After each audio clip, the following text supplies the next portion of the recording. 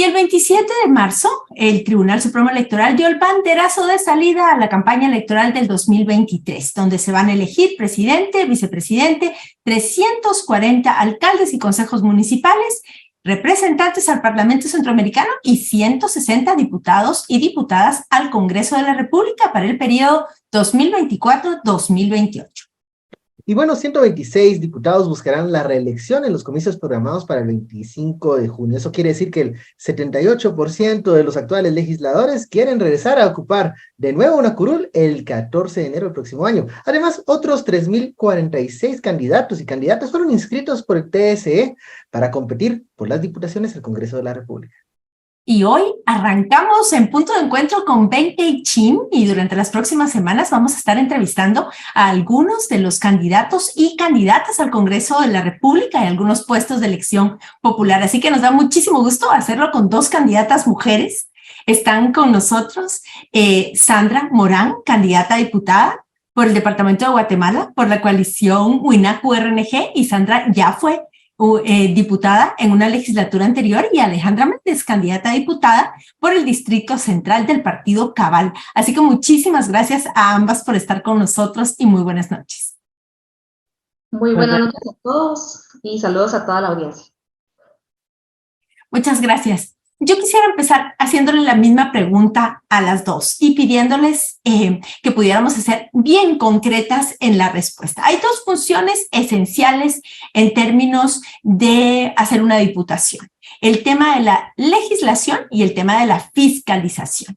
Quisiéramos preguntarles, en ese primer punto, en el de legislar, en el de hacer propuestas que luego se conviertan en leyes y estas permitan políticas públicas a favor de las personas, quisiera preguntarles, ¿cuáles van a ser los dos temas principales de la agenda legislativa que ustedes impulsarían en caso de resultar electas? Sandra, vamos a empezar con usted. Muchas gracias. Bueno, precisamente el día de hoy en la mañana tuvimos una reunión con el Movimiento de la Niñez y la Juventud, que son población fundamental e importante y que están siendo afectadas por la falta de política pública. El programa que estamos proponiendo a la población es un programa sobre la base de derechos humanos y se enfoca en las prioridades de las mujeres, pueblos indígenas, niñez, juventudes y la madre tierra. Entonces, lo otro es que cuando uno llega al Congreso te dan un listado. Cuando yo entré al Congreso me dieron un listado de 600 leyes pendientes. Ahora no sé cuántas habrán. Y dentro de eso hay que retomar, ¿verdad? Y yo personalmente quiero retomar una ley que yo presenté, que es la búsqueda inmediata de personas desaparecidas. Y es porque seguimos teniendo esta grave problemática y ahora el tema de la migración es parte de esa problemática. Entonces, entre otras cosas, eso podría decir. Gracias. Muchísimas gracias, Sandra. Y la misma pregunta para usted, Alejandra. ¿Cuáles serían sus dos prioridades de agenda legislativa? Bueno, yo creo que las necesidades que tiene la población necesitan y ameritan ser atendidas. Creo que hay una gran preocupación en la población sobre temas de costo de vida, los niveles de inseguridad y pues el mal que nos preocupa a todos de la corrupción. Entonces creo que por mi parte, los temas de fortalecimiento institucional son muy importantes. Creo que esta agenda pendiente que mencionaba la compañera es importante. Creo que hay cambios pendientes a la ley electoral y de partidos políticos que son una prioridad porque es el corazón realmente del sistema político. Y por otro lado, una ley de servicio civil que lleva décadas de estar estacionada y que no nos permite tener una burocracia profesional y que realmente pues se tome en cuenta el mérito desde la función pública. Y por último, también leyes importantes que brinden certeza jurídica y que favorezcan a un ecosistema pues que atraiga la inversión, que nos garantice mayor empleo formal y que le permita sobre todo a los jóvenes poder tener esas oportunidades para salir adelante. Muchísimas gracias. Vamos a seguir con la siguiente pregunta, pero en esta misma línea, en lo que respecta a la fiscalización, ¿qué dos temas creen ustedes que hay que seguirle la pista, que hay que ponerle la lupa? ¿Y cómo lo harían? ¿Cuál sería ese método? Sandra. Bueno, quiero reconocer que esa es una de las cosas más difíciles que hay, porque, bueno, por ejemplo, este gobierno ha impedido, digamos, la información pública y veremos qué hace el próximo gobierno para eso. Nosotros como diputados y diputadas tenemos el derecho a pedir información y los funcionarios tienen la obligación de dárnosla. La fiscalización, entonces, para nosotros, por ejemplo, ya se presentó y queremos retomar la ley para controlar estos aumentos salariales o de dietas que las alcaldías se están dando, ¿verdad? Que son una cosa absolutamente exagerada y de locura. Por ejemplo, el otro tema es la inversión pública en los programas hacia la niñez, la juventud, las mujeres, y que verdaderamente sea la inversión a donde se debe llegar. Y el otro tema que es el que más, de donde más hay corrupción, que es el tema de la obra gris. Todo el tema de la vivienda, los fondos de vivienda. Tenemos un problema que es un problema real, es que, digamos, las municipalidades aducen la autonomía municipal y por tanto los fondos pues se quedan sin ser totalmente auditados. Pero por ahí, digamos, está la forma y el enfoque que se tiene. La corrupción está en todos lados y hay que ver de qué manera, y eso me parece a mí que no solamente es un trabajo de una bancada, sino es un trabajo que el Congreso como tal debe hacer y por tanto sería una de las propuestas nuestras también para que el Congreso actúe con eso. Alejandra, adelante. Sí, yo creo que hay un tema muy importante respecto a los programas sociales que se han convertido en un foco de corrupción y de clientelismo político. En los últimos 4 años yo he podido tener la oportunidad de recorrer el país y ver cómo esos programas sociales, sobre todo ahora que estamos en época de campaña, se clientelizan y se politizan aún más. Por dar un ejemplo, lo que acaba de suceder en el Congreso de la República con este nuevo aporte para el adulto mayor, yo creo que una sociedad que no respeta ni valora a sus ancianos ni les garantiza niveles de vida digna, creo que está condenada a muchas cosas malas. Un segundo tema muy importante son los fondos asignados al combate a la desnutrición. Creo que nuestra niñez, si queremos realmente tener una sociedad más próspera, donde realmente nuestros habitantes tengan niveles de vida digna, tenemos que preocuparnos por ese servicio de salud y esa alimentación que nuestros niños de 0 a 5 años reciben. Y pues como representante del Distrito Metropolitano creo que es muy importante fiscalizar todos esos programas y fideicomisos que tiene la Municipalidad de Guatemala, ¿verdad? Somos la ciudad más importante de Centroamérica y sin embargo tenemos grandes deficiencias en temas de servicios públicos, manejo de agua, es constante la queja de los vecinos respecto a la falta de agua y cómo eso se ha vuelto un negocio, ¿verdad?, con la venta de agua en las colonias. Muchas gracias, Alejandra. Y ahora vamos a entrar a esos temas polémicos de nuestro país. Ya sé que dice la Fiscalía Especial contra la Impunidad que los políticos no se pronuncian sobre lo que no es, pero los políticos se tienen que pronunciar en todo momento respecto de lo que piensan. Entonces, les voy a preguntar, y ahora vamos a empezar al revés con Alejandra, por un par de temas polémicos para saber cuál es su opinión, porque seguramente pues van a tener que tomar una postura estando en el Congreso de la República. Ese primer tema polémico lo planteo yo y después Ben planteará otro. El primero es este de la criminalización. Si estábamos escuchando la entrevista anterior, donde se están persiguiendo jueces, se están persiguiendo fiscales, se están persiguiendo periodistas. Yo quisiera preguntarle a Alejandra, ¿qué postura de usted llegar al Congreso tendría usted con este tema y desde ya cómo se posiciona? Bueno, yo creo que el país ha vivido un proceso de desinstitucionalización, como bien lo ha señalado nuestro candidato Edmund Mulet. Es muy grave que una sociedad permita que se politice la justicia, que se instrumentalice la justicia para fines políticos. Y este es un proceso que no es reciente, es un proceso que lleva bastante tiempo y que nos lleva a la pregunta de realmente, más allá de los casos individuales, que hemos visto en los últimos meses es realmente el guatemalteco de a pie, el guatemalteco que está realmente trabajando allá en el interior del país, qué esperanzas y qué certeza tiene para acceder a una justicia pronta y cumplida. Y creo que desde el Congreso de la República tenemos que pensar en reformas integrales que realmente respondan al ciudadano que está trabajando, al ciudadano que está sacrificándose, y sobre todo a los jóvenes, que son los que realmente están en una incertidumbre de cuáles van a ser esas oportunidades que van a tener como país. Creo que hay reformas importantes para el Ministerio Público, reformas importantes a la ley de comisiones de postulación, porque ya es un sistema que está muy agotado y que ha dado muestras de que está sujeto, ¿verdad?, a intereses externos, pero sobre todo creo yo que también es importante reformar todo el sistema de justicia y que son realmente reformas muy, muy ambiciosas. Y la diputada, bueno, la exdiputada mencionaba algo muy importante que es los consensos. Creo que tenemos que construir consensos entre las bancadas, más allá de los intereses políticos de cada partido y más allá de los fines ideológicos o el perfil ideológico que uno pueda tener, pero empezar a avanzar en esos consensos de país que son necesarios, porque creo que el país tiene tantas oportunidades que se nos han ido de las manos precisamente por esa polarización.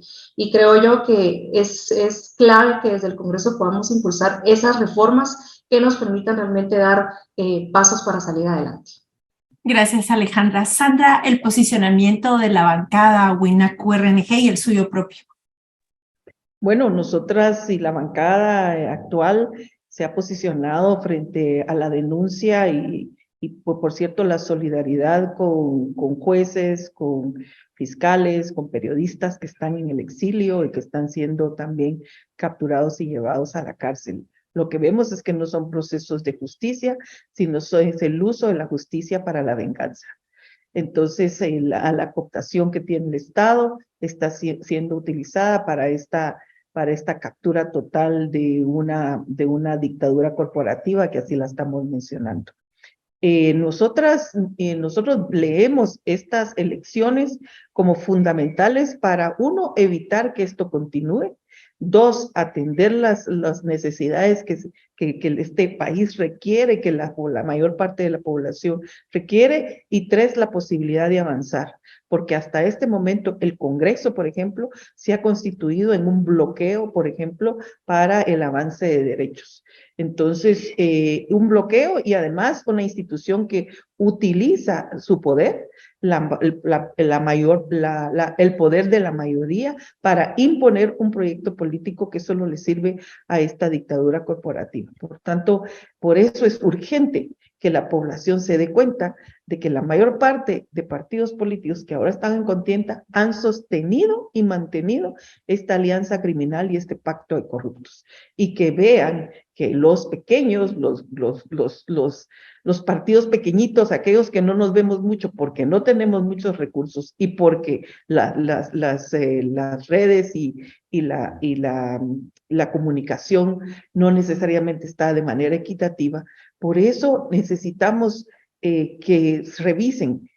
En 2020, 103 diputados votaban regresivo. 2022 terminan con 138 diputados regresivos. Y aquí empezó el programa diciendo que la mayor parte de ellos se quieren reelegir. No podemos reelegir a toda esta gente que ha permitido y que ha hecho del poder una herramienta para lograr esta dictadura corporativa. Muchas gracias, Sandra. Vamos a seguir con el tema de las preguntas o temas candentes y polémicos y continuamos cambiando el orden. Nos quedamos con Sandra. Y la siguiente pregunta sería, bueno, ya lo hemos dicho, hay muchas iniciativas en el Congreso, pero estas dos han generado polémica por el tema, que es uno de la reactivación de la pena de muerte y el otro es, pues, estas iniciativas de ley que buscan restringir derechos sexuales y reproductivos de las mujeres, que buscan o discriminan a ciertos sectores de la población. ¿Cuáles son sus posturas y qué piensa que va a pasar en la siguiente legislativa, la 10ª, por cierto, con los diputados que sean electos? Bueno, me parece que lo de la pena de muerte lo quieren pasar ya. Eso quieren, y con 138 votos regresivos lo pueden hacer. sería algo inconstitucional, pero la CC también está cooptada. Y por otro lado, lo que nosotros vemos es que están aprobando leyes que pueden usar en nuestra contra, ¿verdad? Están creando todo el andamiaje para seguir persiguiendo a la oposición y seguir criminalizando a la oposición y concretar para el cierre total de los espacios. Y pueden hacerlo en este periodo durante las elecciones o después de las elecciones, este periodo de 6 meses. Ese es el riesgo que tenemos. Y por eso me parece que la población está llamada a dar un mensaje rotundo de que no puede seguir permitiendo que esto suceda. Entonces, estas leyes, junto a otras que están ya presentadas, estarían dirigidas a tener más instrumentos para la criminalización, la persecución y callar las voces de la oposición. Gracias, Sandra. Alejandra, su postura y opinión sobre estos temas polémicos. Bueno, yo creo que no es la primera vez que en campaña electoral el tema de pena de muerte siempre toma mayor popularidad. La verdad es que el Estado de Guatemala suscribió el Pacto de San José, el cual tiene pues una gran claridad, y yo veo que el tema es más atraer a cierto segmento electorado que responde precisamente a la oferta de algunas candidatas que encabezan encuestas, pero la verdad es de que no veo yo que la ley realmente la iniciativa de ley pueda realmente pasar y entrar en vigencia, sobre todo porque creo que los anexos del Pacto San José son muy específicos y legalmente eso no sería viable. Ahora, respecto al segundo tema que usted mencionaba, yo creo que el respeto a la dignidad humana es un derecho fundamental, ¿verdad? Y creo que debiese ser prioridad de los futuros legisladores realmente atender las necesidades de la población. El espectro privado, eso es privado, ¿verdad? Y el Estado no debiese tener injerencia en ese ámbito.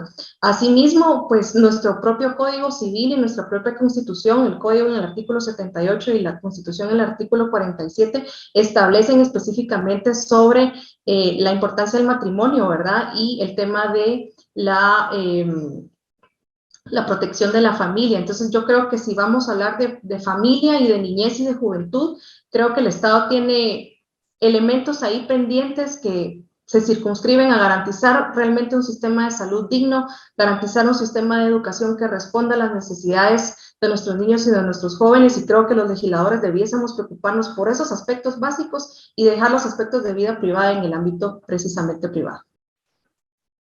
Solo hay una repregunta chiquitita. Alejandro, cuando usted se refiere al tema de vida privada, ¿a qué se está refiriendo específicamente? ¿Tema de violencia contra las mujeres? ¿Tema de derechos sexuales a través, digamos, de métodos anticonceptivos? Solo para tenerlo claro. No, me refiero precisamente a los temas que se han hablado en algunos foros sobre matrimonio igualitario.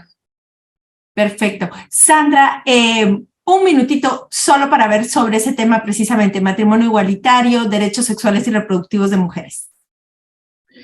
Bueno, yo presenté una ley para salvaguardar la vida de las niñas. Ahorita, nosotras solo ahorita tenemos 224 niñas embarazadas de 10 a 14 años, ahorita, en lo que va del año. El año pasado, entre el 22, en el 22 terminamos con 67,688 niñas y adolescentes embarazadas. Y esto en comparación con lo que el 24% del fondo para atención a estas niñas, el 24% es lo que se ha usado en el ministerio que le corresponde atender estos casos. Lo que yo estoy diciendo es, necesitamos educación integral en sexualidad, nos urge prevenir la violencia sexual contra la niñez y la adolescencia, y necesitamos el reconocimiento que en este país hay familias y no hay una sola forma de familia. Entonces necesitamos el reconocimiento, y por eso decimos que tenemos que avanzar en el reconocimiento de derechos, porque no podemos permitir que Guatemala se quede encerrada en un cuadrito que no representa lo que realmente somos. Gracias, Sandra. Benkei, vamos al final, vamos a hacer algo que hicimos desde que trabajamos juntos en Radio Universidad cuando tenemos candidatos y candidatas. Sí, se llama el ping-pong. Y bueno, Ben nos va a explicar cómo es que vamos a hacer esta dinámica. Bueno, así es. Esto se trata de responder rápidamente a cada una de las palabras que vamos a dar lectura. Y bueno, tiene que ser breve, ¿ya? No pueden ser respuestas demasiado largas. Y se trata, pues, la primera idea que se les venga a la cabeza, por favor, la dicen. ¿Y quién comenzaría, Marielos? Voy a empezar yo con Sandra. Son palabras distintas para Alejandra. Entonces, yo voy a decir una palabra o un nombre, Sandra, y tú me contestas lo primero que se te ocurra o lo que tú crees que significa. Y son 5 palabras para cada una. La primera, Guatemala. País con hermosura. Juan Francisco Sandoval. Mis respetos. Rafael Curruchiche. Terrible. Un libro. Un viaje. Una película. Otro viaje. Muy bien, muchas gracias, Sandra. Benkei, ahora tú con Alejandra. Voy con la candidata. Muy bien. Bueno, Alejandra. Comenzamos. Alejandro Yamatei. Presidente. Pacto de corruptos. Muchos pactos de corruptos. Jordán Rodas. Ex-PH. Una canción Vale la pena vivir. y un artista. Tony Bennett. Okay. Estamos. Muy bien, hicimos entonces la primera entrevista. Muchísimas gracias a las candidatas Sandra Morán y Alejandra Méndez por haber estado con nosotros en este punto de encuentro. Y recuerden, Sandra Morán está entonces como candidata de la coalición WINACU-RNG y Alejandra Méndez, candidata por el Distrito Central del Partido Cabal. Así que muchísimas gracias a ambas por haber estado en Punto Electoral de Punto de Encuentro. Muchas gracias. Muchas gracias y buenas noches. Buenas noches. Abrazos.